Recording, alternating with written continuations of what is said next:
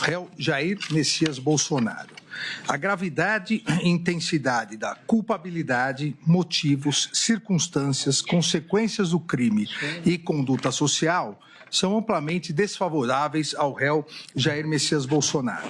A circunstância judicial da culpabilidade, enquanto avaliação do comportamento do agente, deve ser levada em conta a maior ou menor reprovabilidade e censurabilidade de sua conduta, pela exigibilidade de ter atuado de acordo com a legislação. E, obviamente, nesse caso, é gravemente desfavorável ao réu Jair Messias Bolsonaro, que exerceu a presidência da República entre os anos de 2019 e 2022 e, durante esse período, como comprovado na ação penal, instrumentalizou o aparato estatal e mobilizou agentes e recursos públicos com o intuito de propagar falsas narrativas com objetivo principal de provocar a instabilidade social e se perpetuar no poder. Depositário da confiança do eleitorado, agiu dolosamente de forma a induzir a população em erro, notadamente no ponto relacionado à integridade dos sistemas de votação e as urnas eletrônicas, bem como incitar a população contra o Poder Judiciário. Espera-se que aquele que foi eleito democraticamente para o mais alto cargo da República paute suas atitudes com mais rigor. Todavia, não foi o que aconteceu. O que se viu durante 4 anos do mandato foi a implementação de uma organização criminosa, tendo como líder o réu Jair Messias Bolsonaro, com o intuito de colocar em prática o plano de ruptura institucional com um golpe de Estado e o fim do Estado democrático de direito. Então, a culpabilidade é desfavorável. As circunstâncias do crime igualmente desfavorável, porque demonstram que os atos criminosos, golpistas e atentatórios das instituições republicanas resultaram de planejamento, organização, estruturação, financiamento e execução desse núcleo crucial da organização criminosa, do qual lidera Jair Messias Bolsonaro. Também é desfavorável, assim como a gravidade e intensidade amplamente desfavorável dos motivos para a prática delituosa. Quais foram os motivos para a prática delituosa? A ideia de perpetuação no poder do seu grupo político, independentemente do respeito às regras democráticas e às instituições republicanas. Também as consequências do crime são amplamente desfavoráveis, porque direcionadas a aniquilar os pilares essenciais do Estado democrático de direito, mediante violência, grave ameaça, ataques sistemáticos ao Poder Judiciário, e a consequência maior do crime seria o retorno a uma ditadura no Brasil. A dimensão do episódio, inclusive, suscitou manifestações oficiais de diversos líderes políticos de inúmeros países, líderes religiosos, demonstrando o impacto que foi a tentativa de quebra da normalidade democrática e institucional no Brasil. Também a conduta social é desfavorável e merece a reprovabilidade do artigo 59, porque o réu, na qualidade de presidente da República, eleito democraticamente, reuniu-se com embaixadores na prática delituosa, com embaixadores de diversos países para disseminar informações mentirosas sobre o próprio país que comandava. Assim, a gravidade e intensidade das circunstâncias judiciais são amplamente prejudiciais ao réu. A partir dessa análise do artigo 59, fixarei de todos os delitos, começando pelo artigo 2º, caput, parágrafo 2º, 3º e 4º, inciso 2º, da Lei 12.850, de 2013, que é a Lei das Organizações Criminosas Armadas. Com base nas circunstâncias amplamente desfavoráveis do artigo 56, fixo a pena base, e a pena base vai de 3 a 8 anos, fixo a pena base em 5 anos e 6 meses de reclusão. Na segunda fase da dosimetria, verifico a existência de circunstância atenuante prevista no artigo 65, inciso 1º do Código Penal, uma vez que o réu, nascido em 21 de março de 1955, possui mais de 70 anos. Por essa razão, aplico a redução em razão da atenuante e os 5 anos e 6 meses de reclusão se tornam 4 anos e 7 meses de reclusão. na terceira etapa, nos termos dos parágrafos 2º e 3º, a pena é agravada para quem exerce o comando individual ou coletivo da organização criminosa, ainda que não pratique pessoalmente os atos de execução, e o parágrafo 4º, inciso 2º, a pena é aumentada de 1/6 a 2/3 se há concurso de funcionário público, aplico o aumento em 2/3 da pena em razão do reconhecimento pela turma de ter atuado como líder da organização criminosa. E a pena definitiva para esse primeiro crime se torna 7 anos e 7 meses de reclusão. Para o segundo crime, presidente, artigo 359-L, abolição violenta do Estado Democrático de Direito, a pena base prevista no Código Penal, no artigo 359-L, reclusão de 4 a 8 anos, além da pena correspondente à violência. Com base nas circunstâncias judiciais já analisadas, fixo a pena base em 7 anos e 6 meses de reclusão. Na segunda fase da dosimetria, também em virtude do artigo 70, em virtude do artigo 65, inciso 1º, de ter 70 anos, diminuo para 6 anos e 6 meses, que é a pena final, porque não há aqui causas de aumento ou diminuição de pena. Em relação a golpe de Estado, a previsão do artigo 359-M do Código Penal, a reclusão é de 4 a 12 anos, além da pena correspondente à violência. Da mesma forma, amplamente desfavorável às circunstâncias judiciais, fixo a pena base em 10 anos, diminuo pela idade para 8 anos e 2 meses, e é essa a pena final para esse delito.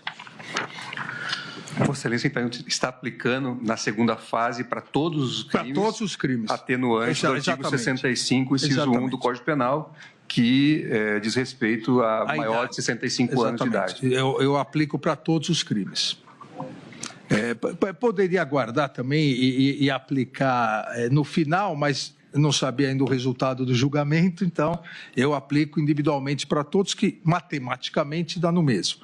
O artigo 163, em relação ao dano qualificado, eu aplico a pena base em 3 anos de detenção e 75 dias multa, fixando o dia multa e 1 salário mínimo, aplicando a atenuante, e aí a pena já fica definitiva em relação a esse delito, 2 anos e 6 meses de detenção, e 62 dias multa, fixando cada dia multa em 1 salário mínimo, em virtude das condições econômicas do réu. Artigo 62, inciso 1º, a deterioração do patrimônio tombado, artigo 621 da Lei 9.605, de 98, eu aplico a pena base em 3 anos de reclusão e 75 dias multa, cada dia multa 1 salário mínimo, aplico a redução do artigo 65, inciso 1º, da idade, e torno definitiva a pena em relação a esse crime, 2 anos e 6 meses de reclusão e 62 dias multa,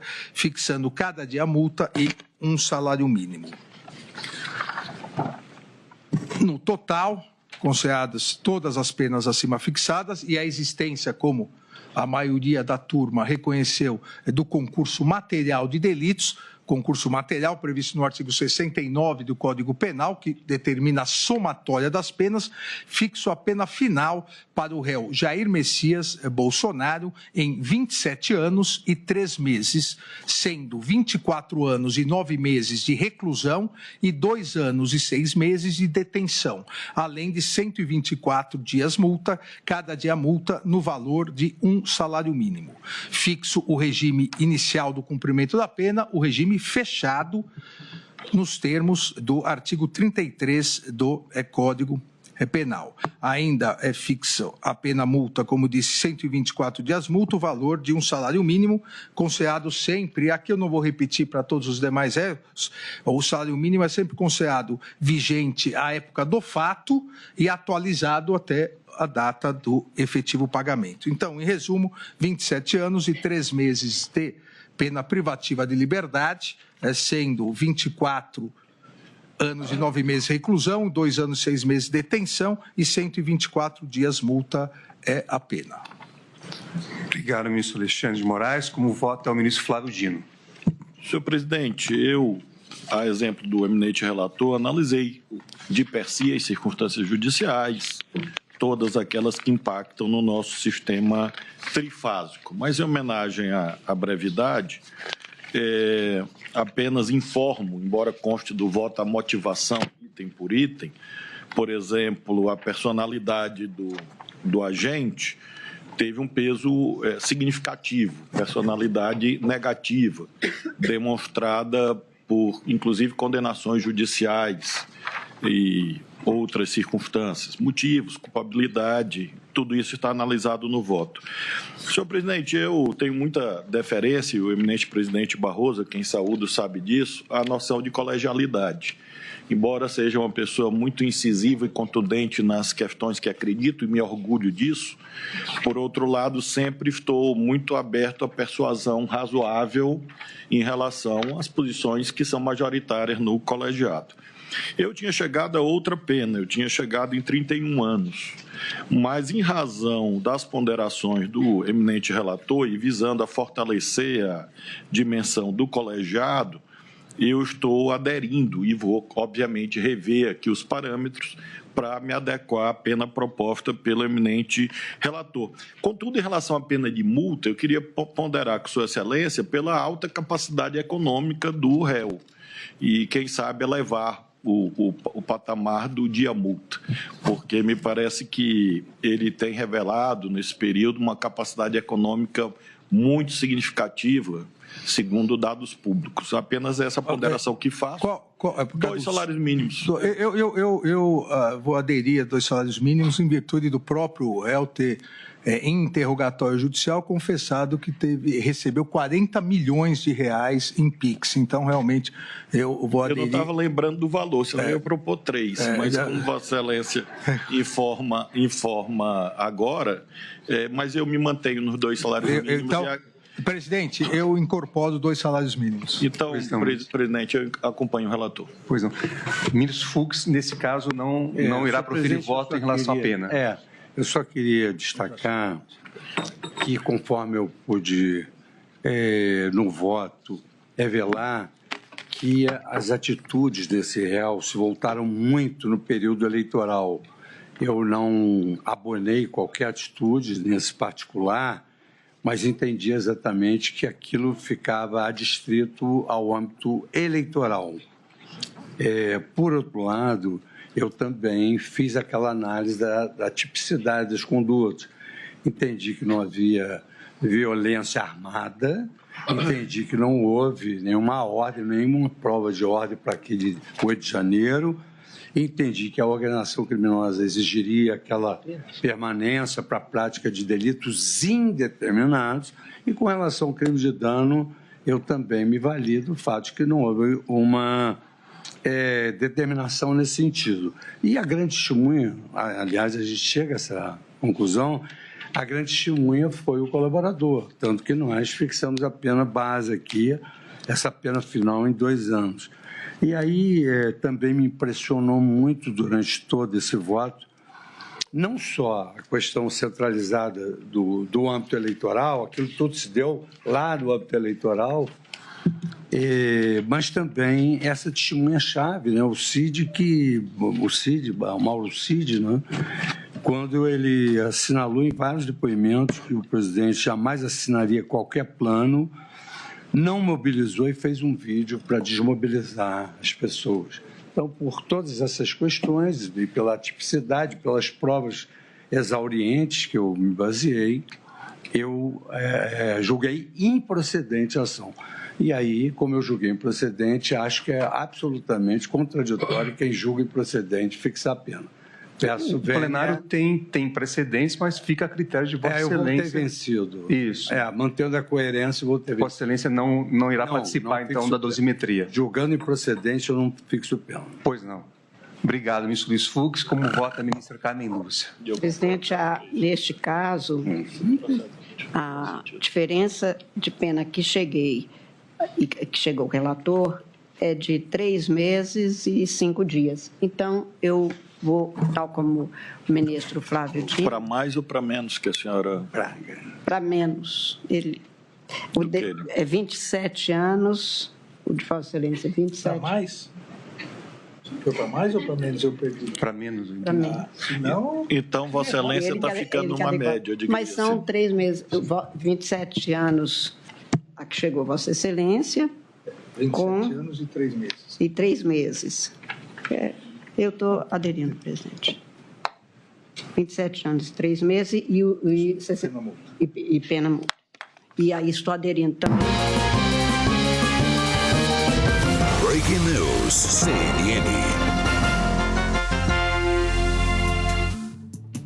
O plenário, portanto, da primeira turma do Supremo Tribunal Federal fez maioria para condenar o ex-presidente Jair Bolsonaro numa pena de 27 anos e 3 meses.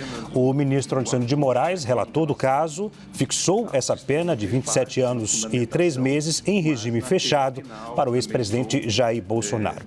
O ministro Luiz Fux não fixou uma pena. No entanto, a ministra Carmen Lúcia seguiu o relator, ministro Alexandre de Moraes, em 27 anos e 3 meses.